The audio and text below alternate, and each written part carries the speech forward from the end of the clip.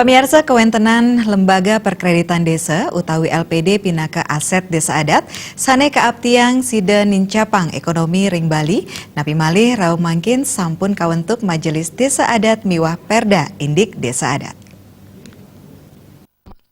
Ekonomi miwah perbankan Profesor Iwayan Ramante metiosan skadi wewidangan sanilianan sajroning pangupaya antuk ngelimbakang ekonomi ring Bali pamekah jasa keuangan janten dahat kasokong saking kuentenan Lembaga Perkreditan Desa utawi LPD.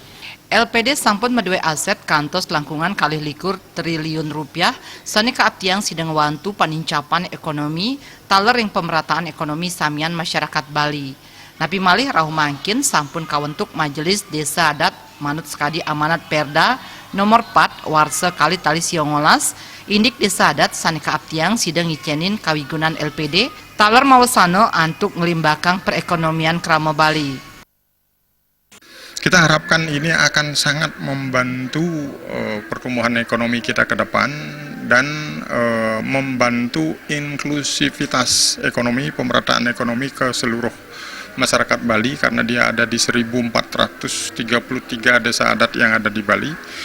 Wayan Ramantang Wawain pungkuran sajroning pemargin makudang program Desa Adat miwah program saking LPD ke Arsayang sida memargi sinarengan.